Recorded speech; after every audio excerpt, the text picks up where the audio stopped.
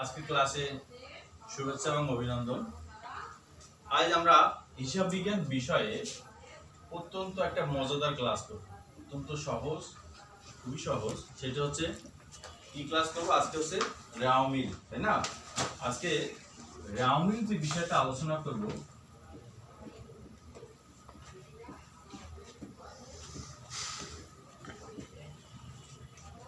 আজকে আমরা রাওমিল, তাহলে আগে জানতে হবে রাওমিল কি, হ্যাঁ, কেন আমরা রাওমিল প্রস্তুত করি। রাওমিল হচ্ছে হিসাবের গাণিতিক শুদ্ধতা যাচাই। তাহলে এটাকে আমরা সহজে, আর আমরা যদি ইংরেজিতে একটু বলি সেটা হচ্ছে ট্রায়াল ব্যালেন্স। অর্থাৎ যদি কোনো ভুল ত্রুটি থাকে গাণিতিক শুদ্ধ, হ্যাঁ, তাহলে আমরা এখানে গাণিতিক শুদ্ধতা যাচাই বলতে বুঝি রাওমিল। আজকে সেই বিষয়টা নিয়ে আলোচনা করব। তাহলে প্রথমে আমাদের জানতে হবে রাওমিলে কোন কোন লেনদেন অন্তর্ভুক্ত হয়। রাওমিলে দুটো প্রারম্ভিক হাতে নগদ ও প্রারম্ভিক ব্যাংক জমা রাওমিলে অন্তর্ভুক্ত হয়। আর সমাপনী মজুত পণ্য এবং সমাপনী মণিহারি সম্ভাব্য দায় রাওমিলে অন্তর্ভুক্ত হয় না। এটা মনে রাখতে হবে। তাহলে আমরা রাওমিল কি সেটা শিখলাম, রাওমিলে কোন কোন লেনদেন অন্তর্ভুক্ত হয় না সেটাও আমরা শিখলাম, এবং রাওমিলের যে নিয়মাবলী সংক্ষিপ্ত আকারে আমি বলি। হিসাব হলো 5 প্রকার: সম্পদ, আয়, ব্যয়, দায় এবং মালিকানা। তাহলে সম্পদ আর ব্যয়, এই দুটো, সম্পদ আর ব্যয় এই দুটোকে আমরা ডেবিট করব, এবং আয়, দায়, মালিকানা সত্ত্ব ক্রেডিট, তিনটাকে আমরা ক্রেডিট করব।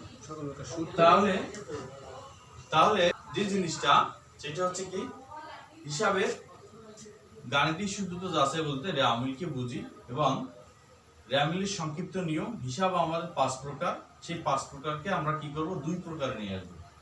কিভাবে?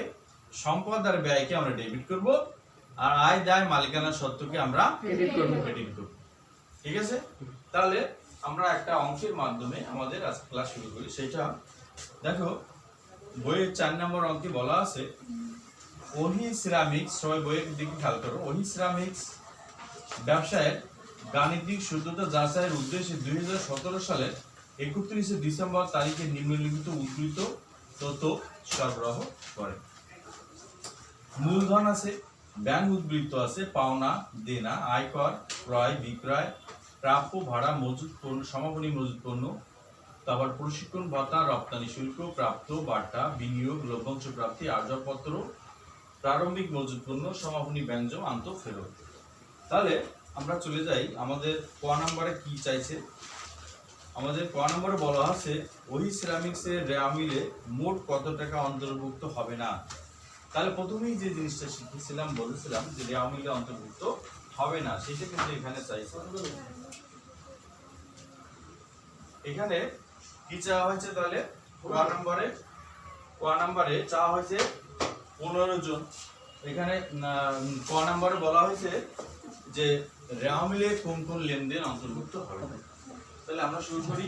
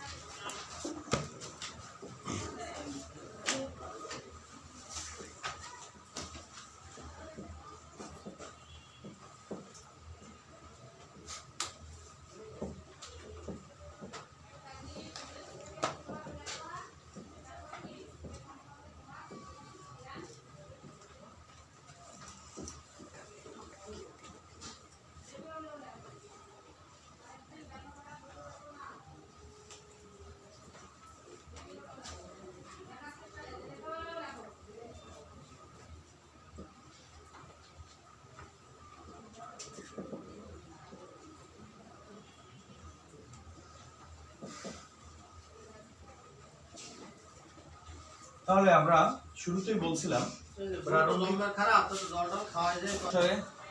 প্রথমে আমি বলছিলাম যে রাওমিলে যে লেনদেন অন্তর্ভুক্ত হয় না আমাদের কয়তে সেইটা বলা হয়েছে। তাহলে আমরা উদ্দীপকে দেখব যে আমার দুটো জিনিস খুঁজতে হবে, সেটা হচ্ছে এক, প্রারম্ভিক ব্যাংক জমা, প্রারম্ভিক হাতে নগদ। তাহলে আমরা এখানে দেখতে পাচ্ছি ব্যাংক উদ্বৃত্ত 1/1/2017। তাহলে ব্যাংক উদ্বৃত্ত মানে ব্যাংক জমা দুটোই, হ্যাঁ। তাহলে 15,000 টাকা। তাহলে আমরা এখানে লিখে ফেলি ব্যাংক জমা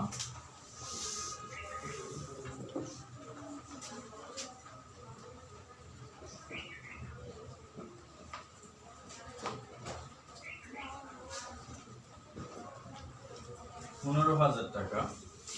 এরপরে আমরা দেখব নিয়ম অনুসারে সমাপনী মজুত পণ্য 22,000 টাকা।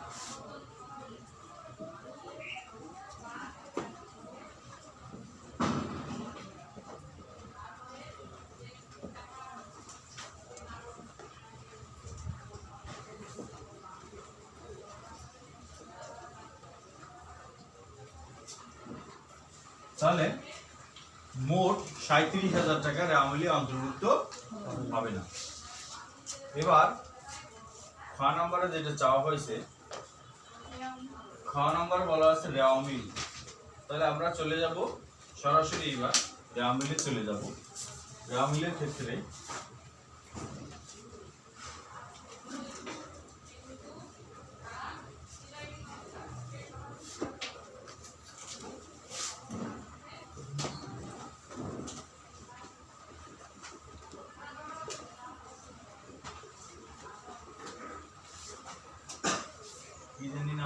সিরামিক্স।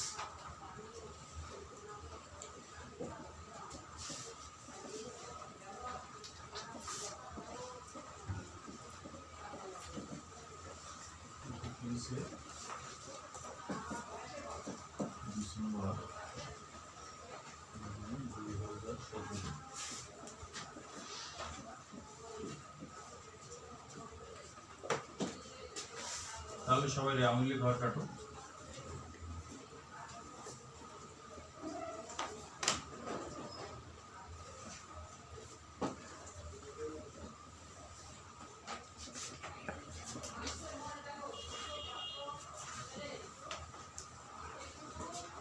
প্রথম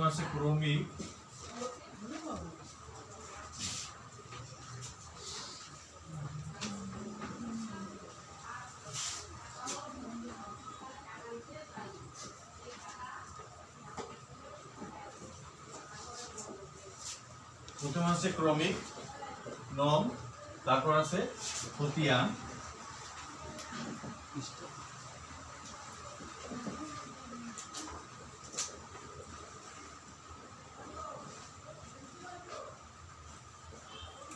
ডেবিট টাকা,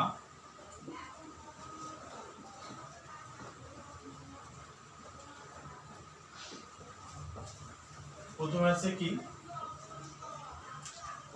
ক্রমিক নম, তারপরে বিবরণ, এখানে খতিয়ান পৃষ্ঠা, ডেবিট টাকা, ক্রেডিট টাকা। ঠিক আছে, তো সেই নিয়ম অনুসারে ডেবিটে সম্পদ আর ব্যয়টা শুধুমাত্র আমার ডেবিটে উঠবে, আয় ব্যয় দায় মালিকানা সত্ত্ব ক্রেডিটে। তাহলে আমরা প্রথমে আছে কি মূলধন। মূলধন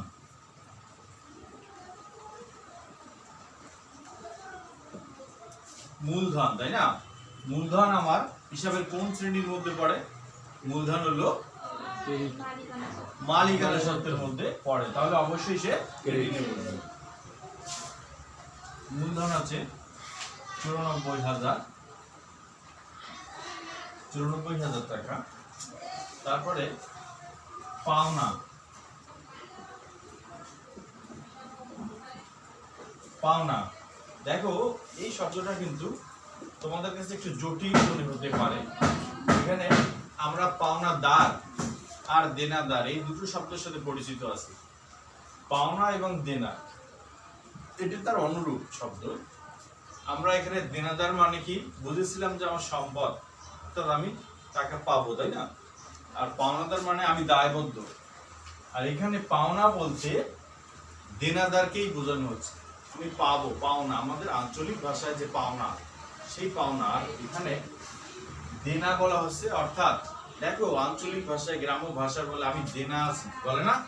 হ্যাঁ, বয়স্ক মানুষরা প্রায় কিন্তু বলে আমি দেনা আছি অনেক টাকা। এই দেনা বলতে দায়কে বোঝানো হচ্ছে, অর্থাৎ এখানে আমরা পাওনাদারকে বুঝি। তাহলে এই পাওনা মানে কিন্তু আমার দেনাদার সম্পদ, ঠিক আছে, অর্থাৎ আমি টাকা পাবো। তাহলে আমার কি হবে, ডেবিট সাইডে বসবে পাওনা 22,000 টাকা। তারপরে আছে দেনা। দেনা কত টাকা? দেনা আছে 15,000 টাকা। দেনা 15,000 টাকা। তারপরে আয়কর। আয়কর আমার ডেবিট সাইডে বসবে, ওটা আমরা ব্যয় হিসেবে ধরে নেব 10,000 টাকা। তারপরে আমার ক্রয়। ক্রয়টা আমার কিসের মধ্যে যাবে? ব্যয়ের মধ্যে পড়বে, তাই না? তাহলে অবশ্যই সে ডেবিট হবে। ক্রয় আছে 1,30,000 টাকা। ক্রয়ের পরে আছে বিক্রয়। বিক্রয়, ক্রয় যদি আমার ব্যয় হয় তাহলে বিক্রয় অবশ্যই আয়, তাহলে আয় হলে অবশ্যই সে ক্রেডিটে বসবে 1,45,000 টাকা। এরপরে আছে প্রাপ্ত ভাড়া।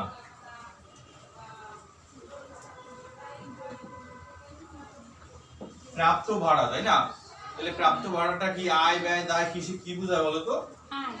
প্রাপ্ত ভাড়া আয়, অবশ্যই সে ক্রেডিটে বসবে, তাই না? গুড। তাহলে প্রাপ্ত ভাড়া আছে 13,000 টাকা।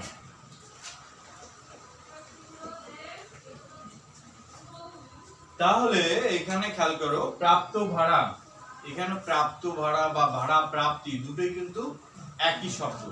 শুধু ভাড়া, শুধু কমিশন, শুধু বাট্টা, এগুলো সবই আমার প্রদত্ত বোঝায়, এগুলোকে আমরা ব্যয় হিসেবে ধরে নেব, ঠিক আছে? এটাকে আমরা ডেবিট কলামে বসাবো, মনে রাখতে হবে। এরপরে তারপর আছে সমাপনী মজুত পণ্য রেওয়ামিলে অন্তর্ভুক্ত হয় না। এবার আছে প্রশিক্ষণ ভাতা। প্রশিক্ষণ ভাতাও কিন্তু আমার একটা ব্যয়।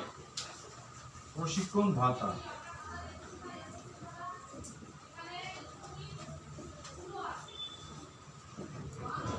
প্রশিক্ষণ ভাতা আছে আমার 5,000 টাকা, ডেবিট সাইডে বসবে। রপ্তানি শুল্ক,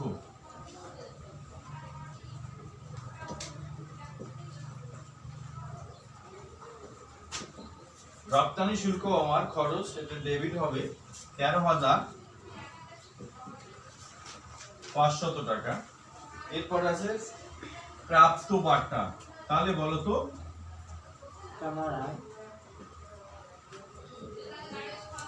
প্রাপ্ত ভাড়া যদি আমার আয় হয় তাহলে প্রাপ্ত বাট্টা কি হবে? আয় হবে। আর শুধু বাট্টা হলে, শুধু বাট্টা হলে প্রদত্ত বাট্টা বোঝায়, ওটা অবশ্যই ব্যয় হবে।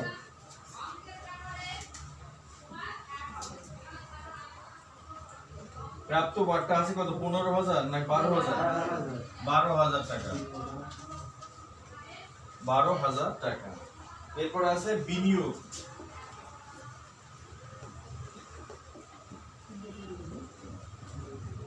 বিনিয়োগটা আমার সম্পদ, তাই অবশ্যই সে ডেবিট সাইডে বসবে। বিনিয়োগ আছে 15,000 টাকা। আমি যদি উপর থেকে একটু মুছে ফেলি কোনো অসুবিধা আছে?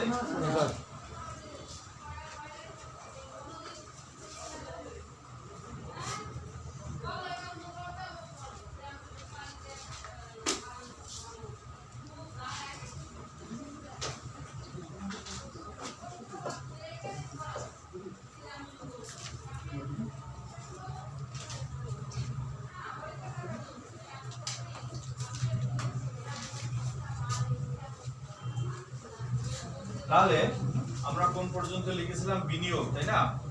বিনিয়োগের পরে আমরা এখন লিখব, বিনিয়োগের পরে কি লিখব? লভ্যাংশ প্রাপ্তি।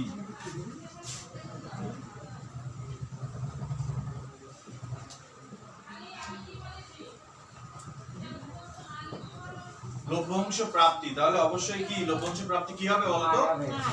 আয় হবে, সেই জন্য সে ক্রেডিট সাইডে বসবে। লভ্যাংশ প্রাপ্তি 500 টাকা।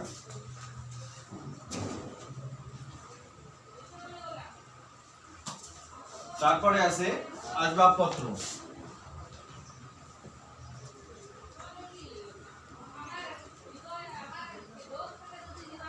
আসবাবপত্র আমার সম্পদ, তাই অবশ্যই সে ডেবিট সাইডে বসবে, তাই না? আসবাবপত্র আছে 40,000 টাকা। তারপরে আসবাবপত্র পরে প্রারম্ভিক মজুত পণ্য। তাহলে জুলেখায় প্রারম্ভিক মজুত পণ্য কিসের মধ্যে পড়ে বলো তো, বলতে পারবা? প্রারম্ভিক মজুত পণ্য সম্পদ, আয়, ব্যয়, দায় কিসের মধ্যে পড়ে, কোন সেট? প্রারম্ভিক মজুত পণ্য, এটাকে আমরা ব্যয় হিসেবে ধরবো, ঠিক আছে? বসে পড়ো। মজুত পণ্য এর বিস্তারিত ব্যাখ্যা আমি বলবো এর পরে লিখে। তাহলে মজুত পণ্যকে আমরা ডেবিট সাইডে বসাবো, কত টাকা? 25,000 টাকা। 25,000 টাকা। তারপরে সমাপনী ব্যাংক জমা। সমাপনী ব্যাংক জমা,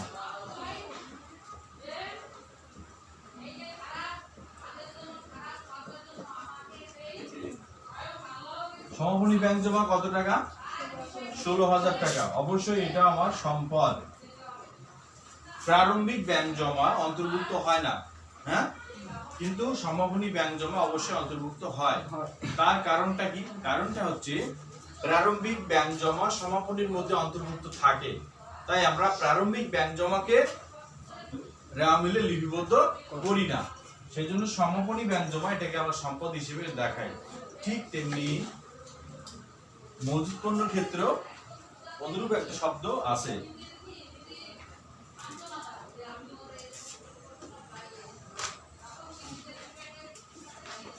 এরপরে আছে কি?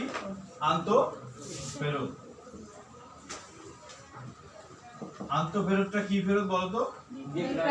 বিক্রয় ফেরত। তাহলে বিক্রয় যদি আমার ক্রেডিট হয় তাহলে আন্তঃফেরতটা কি হবে?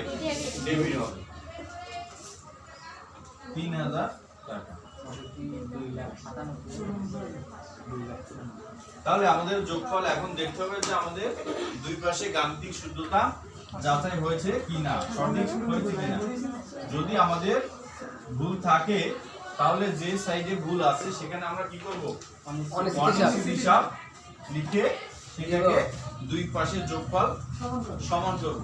এই অনিশ্চিত হিসাব লেখার ক্ষেত্রে কিন্তু একটা নিয়ম রয়েছে, সেটা কি?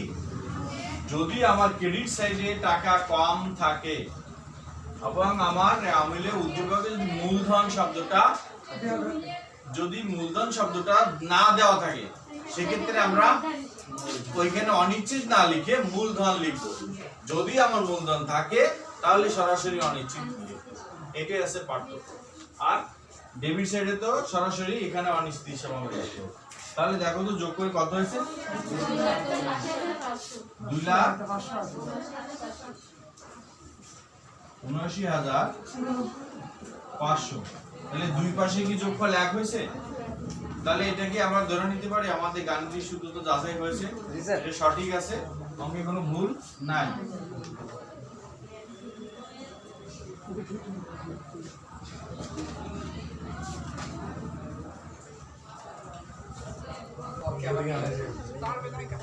তাহলে এতক্ষণ আমরা কি শিখলাম? রেওয়া মিল, তাই না? আচ্ছা, তাহলে বলো তো কি বলতে চাও? প্রথমে কি বলতে চাও? হাত দেখাও। প্রথমে কি বলতে চাও? মেয়েদের মধ্যে বলো, ছেলেদের মধ্যে যে রেওয়া মিলে কোন কোন লেনদেন অন্তর্ভুক্ত হয় না, কে বলতে চাও? রেওয়া মিলে কোন কোন লেনদেন অন্তর্ভুক্ত হয় না? দ্রুত হাত দেখাও। কে? টনি বলো, রেওয়া মিলে কোন কোন লেনদেন অন্তর্ভুক্ত হয় না? প্রারম্ভিক খাতে নগদ, প্রারম্ভিক ব্যাংক জমা, সমাপনী মজুত পণ্য, সমাপনী মূলধনী, সম্ভাব্য দায়। আচ্ছা, ধন্যবাদ। এই হানজালা দাও, বসে পড়ো। তুমি বলতো রেওয়া মিলে কোন কোন লেনদেন অন্তর্ভুক্ত হয় না? প্রারম্ভিক খাতে নগদ, প্রারম্ভিক ব্যাংকে জমা, আর সমাপনী মজুত পণ্য, সমাপনী মণিহারি এবং সম্ভাব্য দায়, তাই না? গুড, ধন্যবাদ। বসো।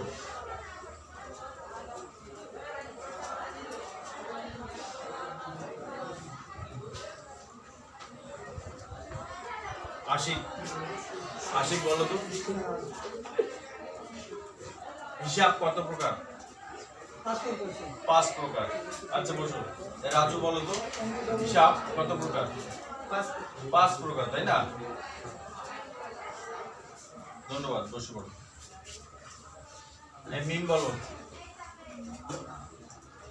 রেয়ামিলে ডেবিট এবং ক্রেডিট নির্ণয়ের সূত্রটা একটু বলো। এই 5 প্রকার হিসাবকে আমরা কি করব? ডেবিট ক্রেডিট করব। সম্পদ এবং ব্যয়গুলো ডেবিটে বসাবো আর ক্রেডিটের ক্ষেত্রে দায় আয় মালিকানা সূত্র। তাই? আচ্ছা বসো। হাবিবা আর একটু সুন্দর করে বলো তো। সম্পদ আর ব্যয় ডেবিট সাইডে বসবে, আয় দায় মালিকানা সত্ত্ব ক্রেডিট সাইডে বসবে। ধন্যবাদ, বসে পড়ো।